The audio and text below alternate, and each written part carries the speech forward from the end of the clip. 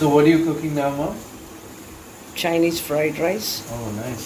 So, but this is Indian Chinese, right? It's like an Indian Chinese dish. When Indian makes, it becomes Indian Chinese. Of course, anything that an Indian makes will become Anyway, Indian. I don't agree with that. Okay. We try to add the same kind of ingredients. Okay. So these are all vegetables like spring onions are being chopped, and the red and green capsicum. Now the beans all lengthwise.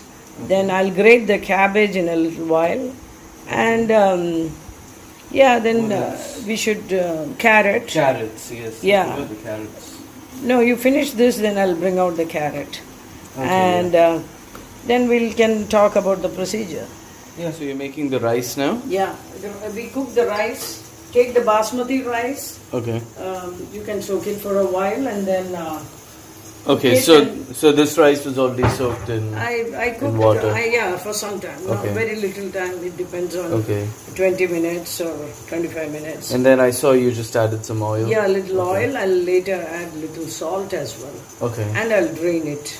Okay. Then we saute the vegetable, and with everything we'll show you the. Okay. Welcome to Cooking with Mom, episode 2. Hi. Hey, this is Mom.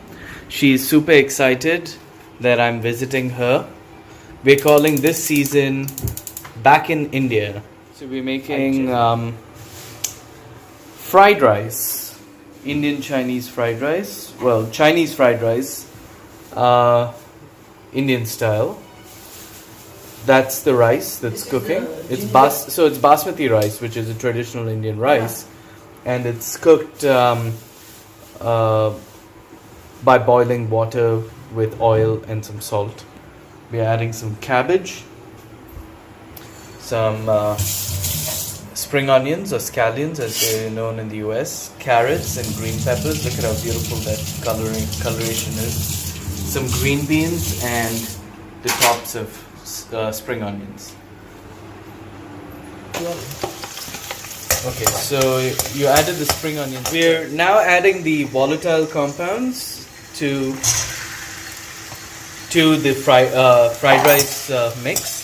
Mom first added the ends of the scallions, so the onion buds, and then she's adding her vegetables. She added carrots, green and red peppers, and now finally she added some long beans, which have been cut at an even length. So if you notice, everything here is at an even length. And then lastly, Mom has added some pretty spicy looking green chilies, which are mixed in with the spring onions. And I was in charge of cutting the vegetables, so you know what? We're going to get pretty confused between those spring onions and those chilies. Finally, Mom added some freshly grated ginger. Look at that. That's such a beautiful mix of color. Gorgeous. The reds, the greens, the orange. There's no yellow there. Look at that. Beautiful.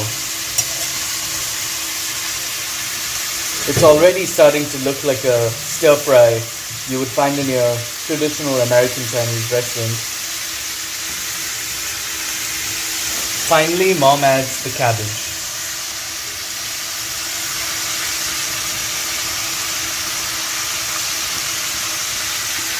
There we go. So, all of these vegetables contain a lot of water. So by letting it cook with heat, without really adding any water, the water is going to slowly sweat out. And it's going to create its own sauce, and with the heat the water will evaporate, reducing the size of the vegetables and cooking them. Already with the heat, after about a minute, the vegetables are reducing in size. So this is going to happen. It's going to happen for another 5 minutes or so. Mom's going to add some salt, and a really beautiful thing happens when you add salt to fresh vegetables. And this is chemistry in action. As you can see, after about 5 minutes of adding the salt, the vegetables have really sweat out their water, and it helps in cooking it. Like I mentioned earlier, the water sweats out because of a higher salt concentration outside the vegetable cell walls, and that water in the process gets heated and it cooks the vegetable, and it evaporates in the form of steam, as you can see. So cooking is essentially a lab experiment. So next we're going to add the trio of seasonings that really make East Asian food stand out. It gives it its distinctive flavor, and that's soy sauce, rice wine vinegar, and sesame oil. So since this is Indian Chinese food, we're making some substitutions.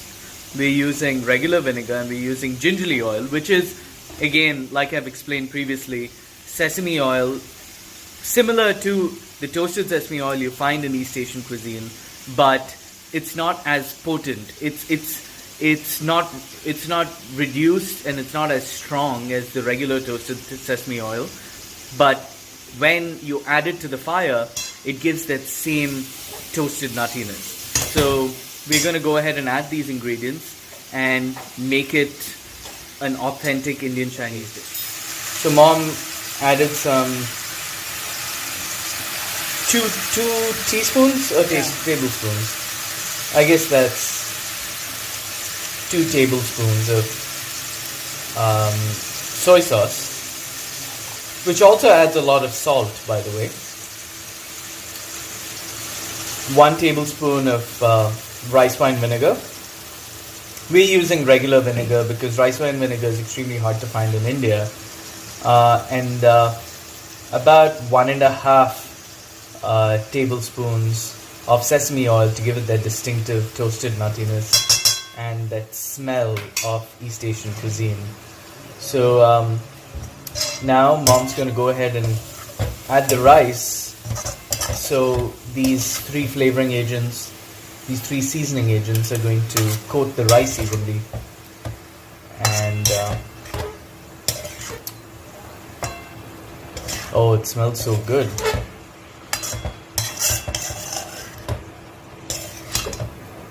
So when I make my Thai salads, I add the same trio of ingredients: the toasted sesame oil, the soy sauce, and the rice wine vinegar. Although, to counter the sourness that's added to the rice wine vinegar, with the rice wine vinegar, I add a little bit of honey to balance it out. And the really beautiful thing about Chinese fried rice is that your main component is rice. And rice is essentially a complex carbohydrate, right?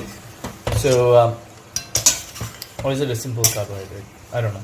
Anyway, but so when you eat fried rice, you get immediately hit by the sourness of the vinegar.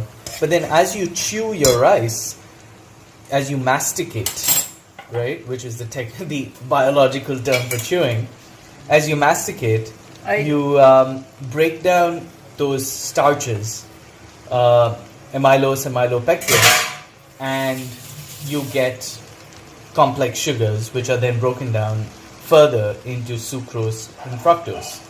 Well, glucose, sucrose, and fructose. So that sugar that's generated in your mouth balances out the sourness that you're adding, and that balance is what creates that constant want of another bite and another bite. I love it. Explain the flavors. What's the flavor profile that you're tasting? I can get the slight flavor of the green chilies or the vegetables, little ginger. I think it's so authentic because I feel everything is done well. and it's nice. In fact, Siddhartha asked me, when you make fried rice, what is by the side? You don't need a side dish at all. Because all the vegetables are in there, right? It's kind of like a soup. You don't need a side for a soup. Same way you don't need it's a one pot meal. Lovely, so lovely. It's a one pot meal, yeah. Wow. Alright, that's the fried rice. We're gonna enjoy it. You cook it too.